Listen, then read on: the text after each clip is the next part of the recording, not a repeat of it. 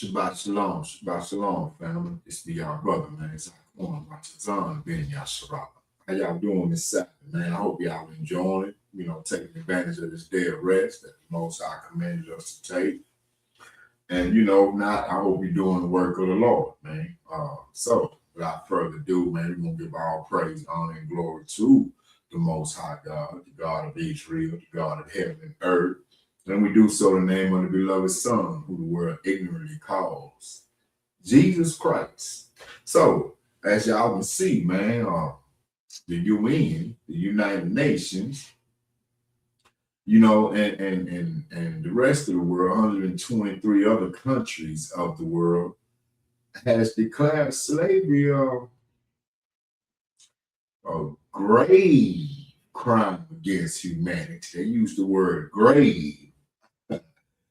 And it's the worst of all crimes against humanity. So it's a bit from here, y'all. We're talking about a world event, which is the transatlantic slave trade that took place, now being declared a grave crime against humanity. So that's what we're going to be touching on today. And we're going to be going into scripture and, see how all this stuff tie in, with the scripture and so on and so forth. And who knows, man? We might be on something right here, man. So I'm gonna share this video with y'all that I really, I saw it yesterday, and as soon as I started watching it, I said, I need to share. I need to go and share this shit with the people, And but something this way, just do it like how you normally do it and put it out like that, right? So I'm gonna share this video and. We're gonna come back and we're gonna go in the scripture and we're gonna see what the Most High had to say about all this. Because if this Bible, the book that the world say it is, which I believe is the word of the Most High, then it's gonna talk about it. So without further ado, let's go. I'm gonna get this shit shared up. All right, we're gonna be going right here. We started from the beginning, y'all. A historic vote at the United Nations on slavery.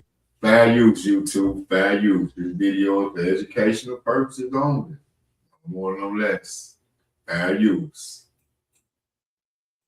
Therefore, draft resolution A/80/L48 is adopted. The UN General Assembly has declared that slavery is the gravest crime against humanity, specifically the enslavement of some 12 million Africans and their descendants through the transatlantic slave trade. The resolution put forward by Ghana was harshly criticized by the United States, where tens of millions of descendants of enslaved Africans live today. We'll be talking about that later on. First, I want to hear the reaction from Ghana. DW correspondent Isaac Kaleji is in the Ghanaian capital, Accra. Isaac, good to see you. Thank you, David. So before we talk more about this historic vote at the UN, let's just look at what the resolution says. The resolution calls the transatlantic slave trade the gravest crime against humanity. It calls for UN member states to engage in dialogue on a full and formal apology and for reparations as a concrete step toward remedying historical wrongs. The resolution also urges the prompt and unhindered restitution of cultural items to their countries of origin. 123 countries voted in favor of the resolution. 3 voted against it, including the United States, and 52 countries abstained, including the UK and all of the European Union.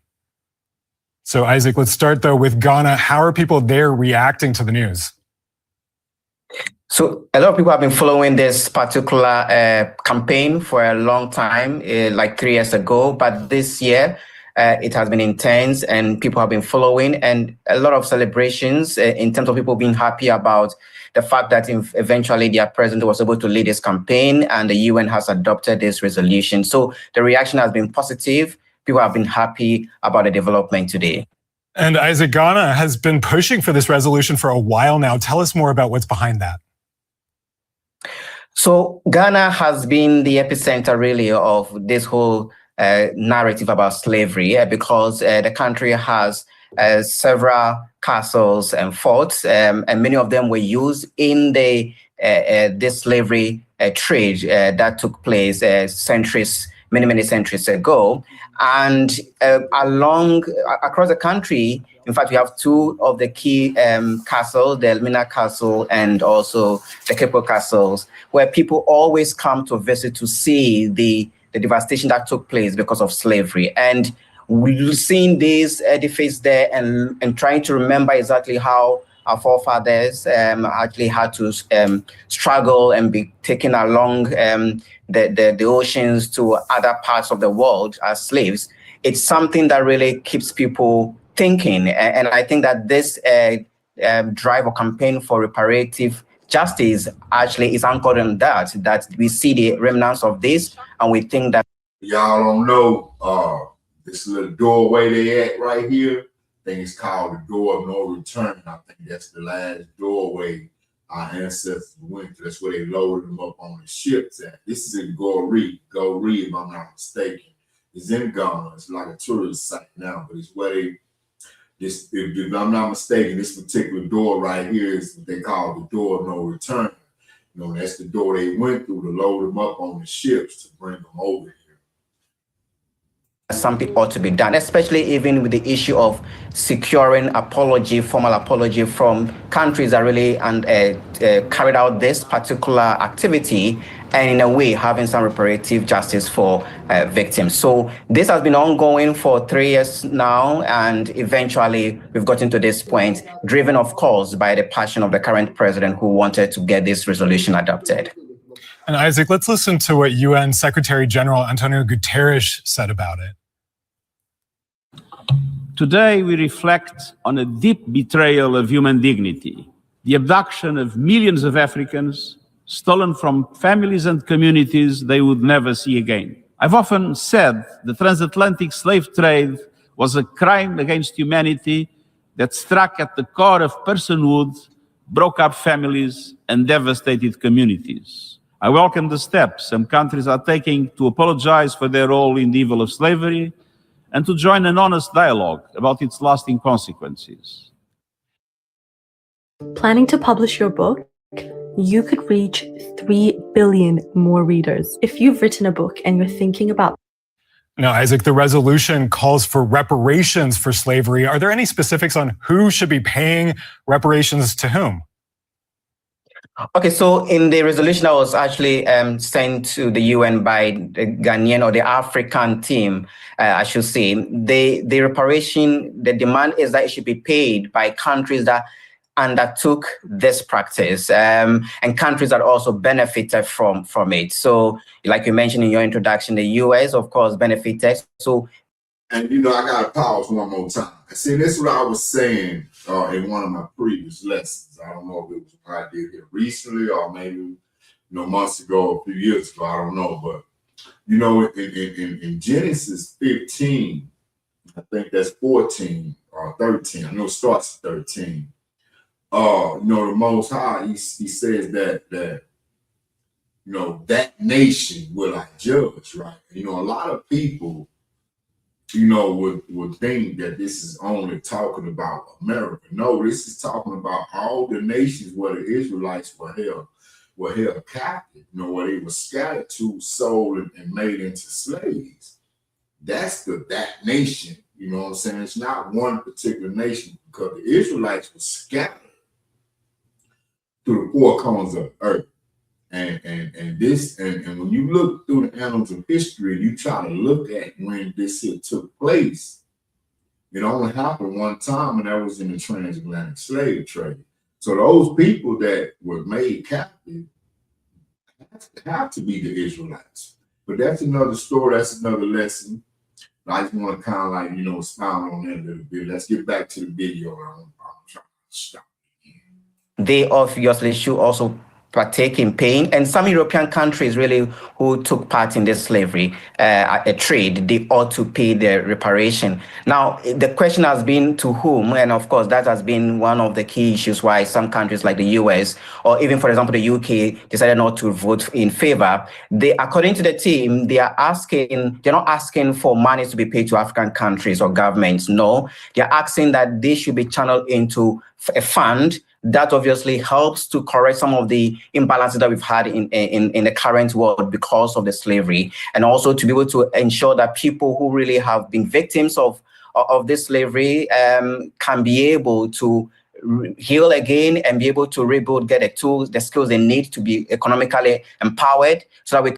And you know, that's right. That's right, man. Whether he know it or not, he's speaking biblically, because you know, when it's like when we were in Egypt, the first Egypt, the Most High was telling Moses, don't worry, they not coming out empty-handed. No nation, no time when we were in bondage, whether it was the Babylonian, Egyptian, Assyrian, Paleo-Median, the Persian, the Medes, the Romans, the Greeks, whichever one it was. When we came out, we were given, or it used the word plunder in certain scriptures. It don't mean to steal or to take. It means to restore, to rescue, to recover what belongs to you, whether it belongs to you for you performing free labor, you know what I'm saying? Or, whether it's something someone took from you.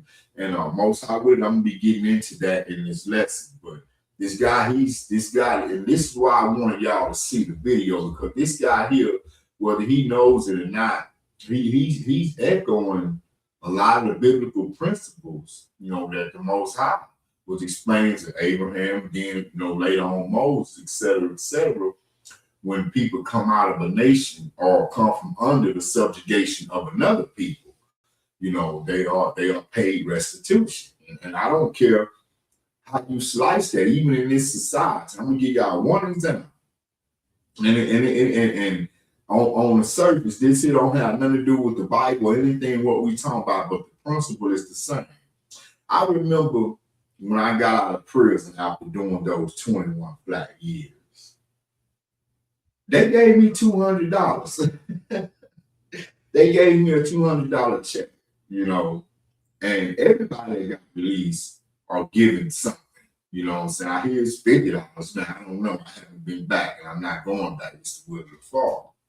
But anyway, so this has been a principle as far back as ancient times. Restitution is paid for the wrongs that's committed against a person or people. And of course, the devil, he gonna deny all wrongdoing, man. Because he think he's innocent. Let's get back with it, y'all. I'm sorry. Let me take it back a little bit. Imbalances that we've had in the current world because of the slavery, and also to be able to ensure that people who really have been victims of this slavery can be able to heal again and be able to rebuild, get the tools, the skills they need to be economically empowered, so that we can bridge this disparity when it comes to economic fortunes across the world. So that is really the model that they are trying to propose. They are not asking that the money is to be given to government, but they want it to go towards targeted campaigns that helps to correct some of the anomalies that has taken place because of the slavery. And it sounds like that there would have to be a lot of discussions about exactly what those reparations would look like. Isaac, thanks so much for talking to us. Thank you. Let's go to the U.S. now. Gerald Horne is a professor of history at the University of Houston. He's published dozens of books, many of them about slavery, including The Capital of Slavery, Washington, D.C., 1800 to 1865. Well, Gerald, so good to have you. Go ahead and cut this short now, because my main point was in the first guy speaking. So we're gonna stop sharing for a minute. All right, and we're gonna go and see what the word has to say about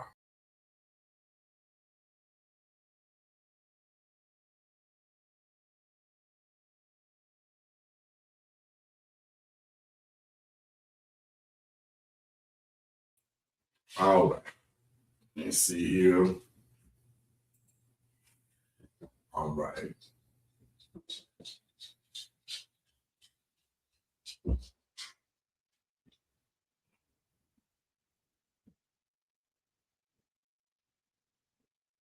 And then we get the notes together. We're gonna get right on the way with this, man.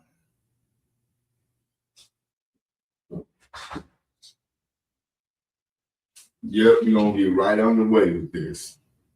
And we're gonna set the tone with this scripture here, and that's gonna be Genesis chapter 15. Genesis chapter 15, we're gonna be starting at verse 13, right? And it says, and he said unto Abram, his name hadn't been changed to Abraham yet. So he said unto Abram, know of a surety that thy seed, thy descendants, right, shall be a stranger in a land that is not theirs, and shall serve them, and they shall afflict them 400 years, right? And it goes on in 14 and said, also that nation whom they shall serve will I judge, right? And afterwards, we're in the afterwards now. The place we're at now is the afterwards, right? And it said, and afterwards shall they come out with great substance. This another word in different translation would be, possessions, right? So that's the foundational scripture right there that we're gonna be using for this, right? But what we mainly really dealing with today is this payment, this reparation, this compensation, so on and so forth, because this is something that was established by the Most High, right? And we can see that, in Exodus, right? Exodus 3, right? And right before the first plague, ever struck, the Most High gave Moses the blueprint for, let's say, the afterwards, right? When everything needed judged and all that stuff, right? So in this, he didn't just promise freedom, he promised compensation, right? When you go back and you read the verse. So let's go to Exodus chapter 3. And we're going to start at verse 21. And we're going to see what the Most High has to say about this, right? And it reads, and I will make the Egyptians favorably disposed towards this people, so that when you leave, when you come from under them, right, you will not go empty-handed. This is the Most High say, right? Every woman is to ask her neighbor and any woman living in her house for articles of silver and gold and for clothing, which you will put on your sons and daughters. And so you will plunder the Egyptians. Now, like I say, this word plunder, when it's used in this text, in this context, it don't mean to steal. It means to restore, to rescue, to get back what belongs to you, whether it be through, forced labor or someone just straight took it from you, right?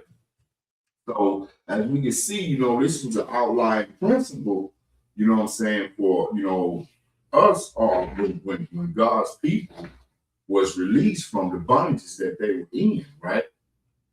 So, and like we say, I will make the Egyptians favorably disposed towards this people, so that when you leave, you will not go empty-handed. So being that we're in the land of our captivity, not only just here, but throughout the four corners of the earth, those lands that we were held captive, that we were scattered to, will have to compensate us. This was a promise. This was a promise, man. And the biblical example to that, like I said, is Exodus chapter 3, verse 21 through 22, right?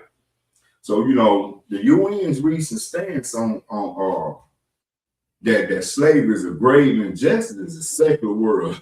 They just not catching up, so to speak, to what already been declared in the spiritual heavens, right? In the heavenly course, right?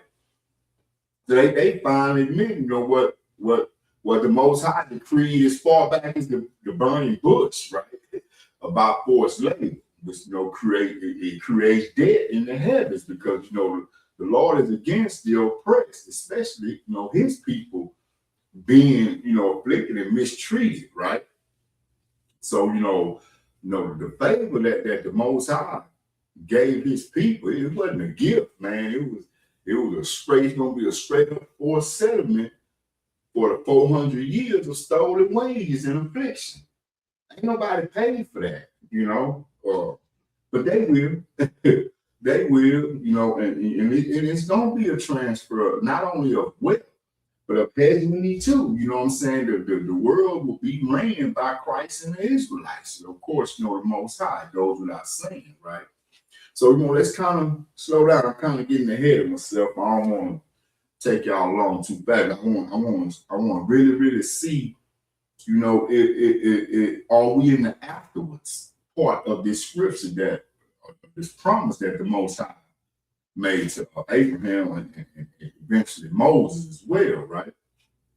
So, like say, like when the night of the Exodus, when it finally arrived, that right there was the beginning of the supernatural wealth transfer. You know what I'm saying? As well as freedom for the Israelites, right? So let's go to Exodus 12, and we're gonna see what this passage says. We're gonna be in Exodus 12. We're gonna start at verse 35. Right? So the Israelites did as Moses instructed, and asked the Egyptians for articles of silver and gold and for clothing. Right? The Lord had made the Egyptians favorably disposed towards the people, and they gave them what they asked for. So they plundered the Egyptians. Same thing chapter 3 is saying. So, as we see, this is echoed, throughout the Bible, right? At least in here in the Old Testament. Okay, so let's look at this word plunder, because it can be very confusing, because we being taught in this world that the word plunder means to take and steal and stuff like what you do. You know what I'm saying? But here in this context, especially when you're dealing with the Hebrew, it don't mean that. As a matter of fact, we're gonna go get the Hebrew word for that. Give me a second.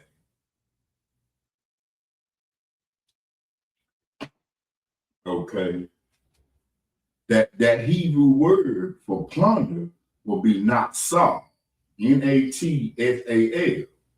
And it don't mean to steal, it means to recover or to rescue, just like at the UN, not called for the return of stolen artifact. This is one of the things in the resolution, financial reparations for the descendants and all that. The Most High authorized this, right? His people to recover the wealth that they had generated. You can't even put the numbers on how much money, that we as Israelites, God's chosen people, the descendants of the transatlantic slave trade, you can't even put the numbers on how much money we made this country and still making this country, because, we are people of consumership. Straight up, every $10 we get, 9 of it going back to them folks. That's just the way it is. But it's all part of the curses, man. It's all part of the punishment for disobeying the Most High. And that punishment is about us, right? So, so just like, the UN, they calling for the return of the different artifacts and, financial, reparations and stuff like that. For the descendants of those who were those slaves, which is our forefathers, right? And and it's gonna be the wealth, man, and we generated here in this country and throughout the world, because we were scattered, to the four corners of the world. And see, when a lot of people don't know, not only will this wealth be for our restoration as a people and our dignity and stuff like that, it's going to also be used for them to build up our walls and the tabernacles and all this stuff here. Just like when our forefathers carried all that gold and stuff up out of Egypt, they built the tabernacle with it. So the Most High know what He's doing, man. He know what He's doing, right? Let's take a quick turn, man. We're gonna be going to Psalms 105. Let me pull this up. Psalms 105.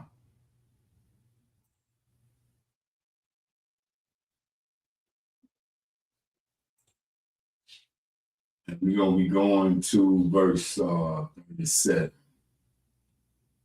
And I'm going to be reading out the NIV, y'all.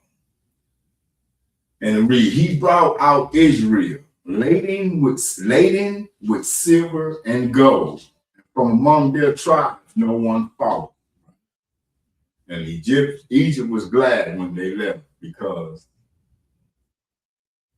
the dread of Israel had fallen on them.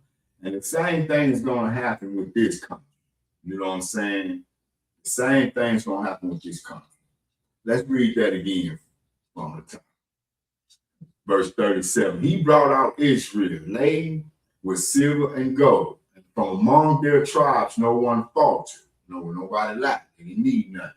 Egypt was glad when they left because the dread of Israel had fallen on them. The fear of the Israelites had fallen, and that's what it's going to be. But when the world comes to the full understanding who we really are, you know, I'm not talking about those elites. They know who we are. But we're talking about the common folk, the people who have believed and latched on to all these lies and stuff like that that have been told for the last 500-600 years or better. You know, so you know, this is when, you know, it's gonna all take place, and they're gonna be like, man, we literally been mistreating, you know what I'm saying, the Most High children. And that's what it's gonna be, right? So, you know, the great possessions or substance that's mentioned in Genesis 15 were meant to heal the trauma of the 400 years. See, this what, and see, this goes back to what the brother was saying in the video. You know, this reparation is not only just, you know, money to splurge without it, it's really to heal from the trauma, you know what I'm saying, the wealth gap, you know, the Jim Crow and this just everything that we went through, we are still traumatized by, you know. And a lot of those things, not all, some of those things can be fixed with having, you know, wealth, you know what I'm saying? Just something like medical here in this country. You gotta pay for it. You gotta pay for medical here in America. So if you ain't got the money and you need a kidney, you're gonna die because you ain't got the money to pay for a kidney. And really, we shouldn't have to pay to live on an earth that was given to us freely. But anyway, I kind of digress. But anyway, reparations are not just about money, man. That's we gotta keep in mind. That's what keep a lot of people blind, and it causes them to misunderstand what this is really all about, right? You know, it's about restoring the strength of a people who have been mistreated, man. You know, and the UN focus on systemic repair. You know, it mirrors the biblical truth, man. You know that we've read so far, that the possessions are the fuel for a new independent future, man. Straight up, and that future is the kingdom. This rulership of the wicked is about over, man. You know, so and the Most High, you know, codified all this in Genesis 15. You know, this was codified into a law for all time, right? Proving that reparations are divine required. And that's just the way it is, man. And it's not a political suggestion or anything like that. And you know, like I said, we can go to the Bible again. Matter of fact, let's go to Deuteronomy. We're gonna be going to Deuteronomy 15. Deuteronomy 15, and we're going to be starting in verse 13. And again, we're in the NIV. And it reads, and when you release them, do not send them away empty-handed. See, this has always been a principle, right? Verse 14, supply them liberally from your flock, your threshing floor, and your wine press. Give to them as the Lord your God has blessed you. Remember that you were slaves in Egypt, and the Lord your God redeemed you. That is why I give you this command today. So, you know, we have to, you know, constantly remind ourselves, you know, that we were once captive, well, we still are captive. You know, and once upon a time we were strangers, you know, in other lands, but not held as captive. Like when we went into Egypt with our father, you know what I'm saying, 70 souls, right? And the Pharaoh at the time, he loved us. He loved Joseph and all this stuff. And so he made a colony for it called Goshen, if I'm not mistaken. And this is where the Israelites lived, you know, amongst the Egyptians. And, you know, that particular Pharaoh and the people under, they treated us right. But when another Pharaoh came, he said, man, the hell with the Israelites. Let's down put them boys in slavery and let's let them make us a bunch of money. You know. So that's how that goes. So the Most High, he comes to remind us to remember when we were strange among another people and they did treat us right. They didn't treat us wrong. You know what I'm saying? See, it's Gentiles that's hostile towards us, and it's Gentiles that are not. Those Gentiles that are not hostile towards us, those are the ones who cleave to us. Those are the ones who reason and submits our Torah, our God, to us, and so on and so forth. Those hostile Gentiles, they hate us. They're trying to kill us. They're trying to keep us down and everything, right? So that biblical example of this stuff not being something new or modern, this stuff is ancient. It says, and when ye release them, do not send them away empty-handed. Supply them liberally from your flock, your threshing floor, and your wine press. Give to them as the Lord your God blessed you, right? There it is right there, man. There it is right there. You know, and me personally, you know, to my understanding, which I don't lean, I try my best not to lean on my understanding. You know, so I try to think biblically. But you know, this is our prophecy being fulfilled or unfolding right before our eyes, because you know we are at the end of Esau's rule. We are at the end of the wicked's rule of this earth. That's why his societies and stuff like that is calming down, you know, right before your very eyes. So, you know, all this stuff is about restorative justice, man. You know what I'm saying? For real. The Most High get justice for his people, right? But you know, the United Nations Declaration that slavery is an injustice against humanity echoes the command, right? The same thing that, you know, the Most High said, right? And we know, you know, the laws of the Most High forbid empty-handed release. I done showed y'all that, you know what I'm saying? You know, you ain't finna enslave these people, colonize them, and rape them, rob them, and murder them, and all this stuff, and then let them go empty-handed. Our God ain't going for that, man. The great possessions are mandatory for the seed of Abraham. So let's get ready for that, y'all. Let's get ready for that. Now, seriously though, you know, United Nations acknowledgement, you know, of these historical crimes and signs that, like I say, the courts in heaven has issued its verdict. It's time. It's that time, right? You know, and you know, us, the descendants of Abraham, you know, it's like how people walked out of Egypt laden with gold and silver. Man, we entering a season where the wealth of the Gentiles is being called to account for the blood and sweat of 400 years, y'all. For real. Yeah, that promise made to Abraham was not just about changing location, man. It was about changing status. From slave to owner, from stranger to possession. Man, believe me, the afterwards that's being spoken about in these scriptures is now. And with that, man, I'm gonna say Shabbat Shalom, man. I hope y'all got something out of that. You know, please hit that like and subscribe button if you haven't.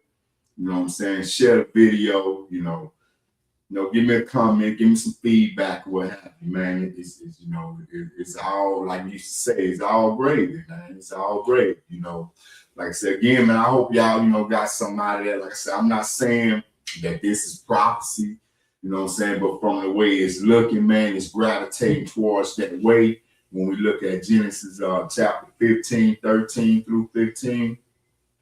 And, you know, the other scriptures that, you know, I share, which is probably, you know, which it is, ain't no problem to it, a plethora of others, you know, that reflects the same thing. So, you know, Israel, man, all I can say is gird up, you know what I'm saying? Keep the faith. Pray always, man, you know, stand in them commandments and them statutes, man, and endure to the end, man, so we can get on up out of here, man, and get what's ours. Man, Shabbat Shalom.